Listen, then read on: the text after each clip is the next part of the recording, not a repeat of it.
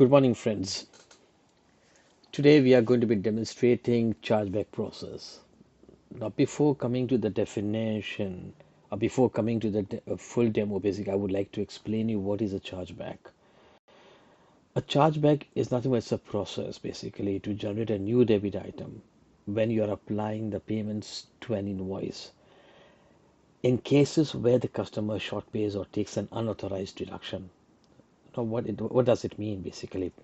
So when you're raising an invoice to the customer and customer pays you like half payment or like a short payment and requesting you to transfer this payment to a different due date, basically, in that particular case you would like to close the original invoice and create a new debit item with the invoice type as chargeback.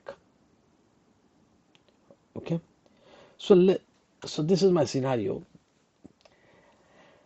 AR invoice was created for PLN 1000, which is nothing but is a zloty Polish currency. Customer makes a payment, so we are going to be creating the receipt for the amount 350. So my outstanding balance should be 650. So either I can keep outstanding balance against the same invoice, original invoice, or I can create a chargeback to close the original invoice and create a new debit item with a new due date. Okay, so this is what exactly the chargeback is.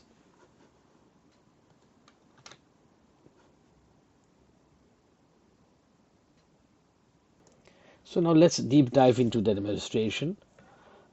Okay, so like I'm in receivable workbench, so I'll create one invoice, receivable invoice for 1000. This is my transaction class, is going to be invoice.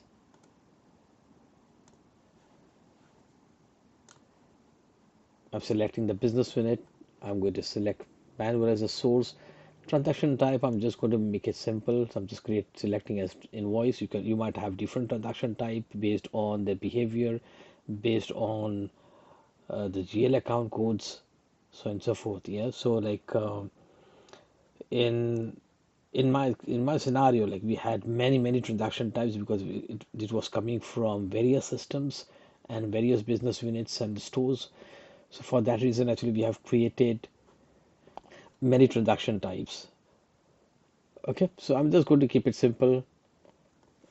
ABC Consulting.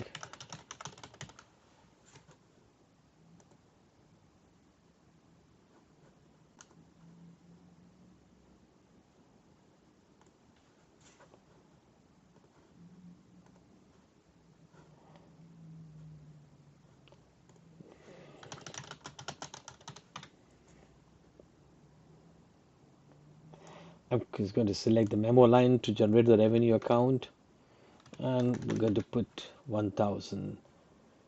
Okay, so you need to put the ship to a site as well, actually, otherwise it will mourn. Okay, I'm pressing the save button here, or you can just say complete and close straight away. So this is going to be created. Right. So ending with 24, my transaction has been completed and it's been created. Coming back to the account receivables workbench, let's create receipt. This is going to be standard receipt, not miscellaneous receipt, because it has got customer. I'm going to select receipt method, which is very simple one. There's no change to this one, and I'm going to say 21 2025, and amount I'm going to keep it as 350. Okay, this is in line to our presentation slide. I'm just going to be putting the account number. So I've put the account number, I've selected the site. You can put the remittance reference details if you want, and if you don't want, you can submit and go for the application. So we have created the receipt. Now we need to apply this receipt to the invoice which we have created. So let's do the search on that invoice. Now if you see, the invoice which we have created is 21003 1000. This is the one actually which we have created just now. Okay, press the save button. Okay, so if you see, the amount due is 650. Now you can leave this amount due to the original invoice, or you can create a new chargeback invoice with this amount and close the original invoice. So this is where I have to come here, create chargeback.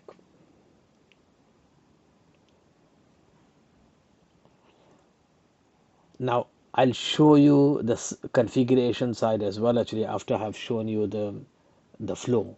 Then I'll come back to the configuration, where the configuration needs to be done, what kind of a document sequences we have to create if you are generating the sequences on the receivable side. So I'll show you that part as well actually. So I'm selecting the chargeback. This is my transaction type called chargeback, and I'm going to put 650 as my amount. You can put the less amount, or you can put the exactly same outstanding amount, and the distribution code will come from the transaction type. So whatever distribution code you have maintained against the transaction type called PPL chargeback, it will appear here. And I'm going to press the save button here. Chargeback 1005 has been created. That means a transaction has been created. Okay, let's close this one. Let's go back to our invoice workbench, and my customer was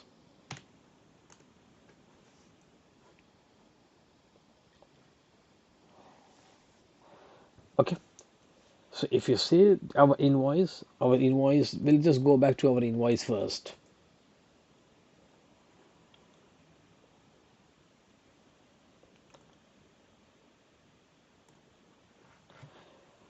Okay, so if you see our invoice now, outstanding balance is 0 because we have done the adjustment of 650, and this is nothing but it's a chargeback adjustment. Okay, and the system has created a new invoice, and if you see, it has been tracked as well actually. So it is mapped to the original transaction number, just in case if you want to refer to.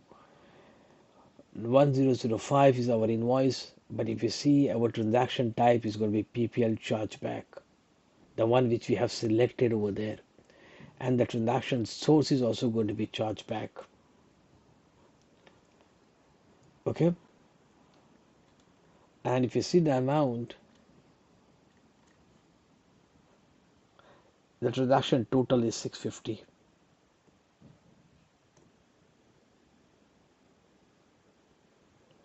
You can do the view accounting.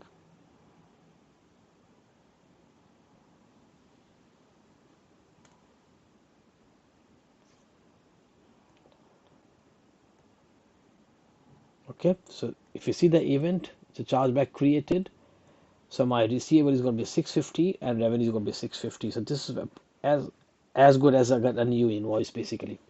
Okay, now let's go back to the transaction type.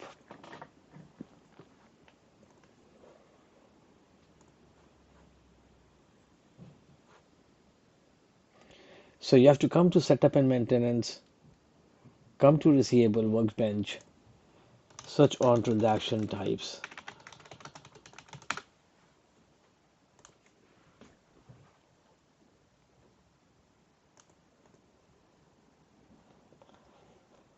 Let's select chargeback. So this is the transaction type which I have created. The first of all, like, you have to set the transaction type set. Now whether you have your own reference set, so which is going to be mapped to the business unit, So if that's the case, then this transaction type which we are going to be creating is not going to be visible to other business unit. Okay, you can give the name of the chargeback, and the transaction class should be set to chargeback. You can define the payment term, like what will be the payment term when you are creating this invoice is 45 net. That means it's a 40 after 45 days. That's going to be due date. And these are the revenue or receivable account which you need to be create mapped basically against the business unit. Because when the invoice is getting created, you should have a revenue account, you should have a receivable account. So that's going to be picked up from here. Rest everything remains the same. There's no change to it. Okay. So now when you are creating the transaction type, a new transaction type, and if you have enabled document sequencing in ledger option for the receivables, you need to create document sequencing for chargeback for this transaction type. If you haven't enabled document sequencing, then you don't have to create the document sequencing and it will go through. By the time of creating the chargeback invoice, it validates. Now, if you are enabled, it will ensure the document sequencing has been generated for this particular transaction. Okay, this is one aspect. The second aspect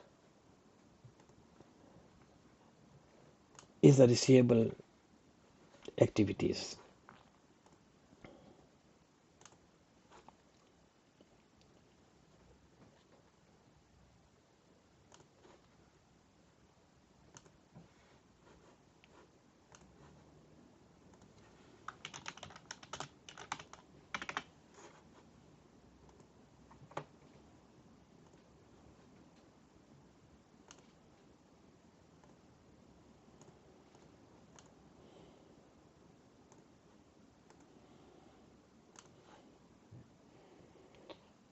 So,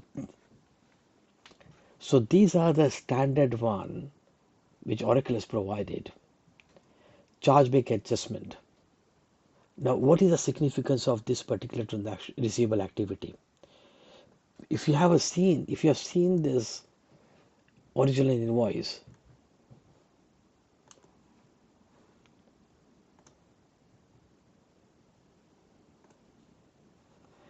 it has created the adjustment.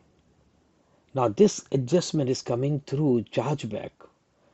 So we need to ensure the document sequencing is enabled for this receivable activity. Yeah, if you have enabled document sequencing at the journal ledger at the receivable ledger at the receivable level. So if you need sequencing to be generated at the sub ledger level, then yes, you need to enable or create a document sequencing for this receivable activity. Okay, so this, in short, this was a small demo basically to demonstrate a chargeback process. Hope you liked my session, and if you haven't subscribed to my channel, please do subscribe to my channel. Thank you.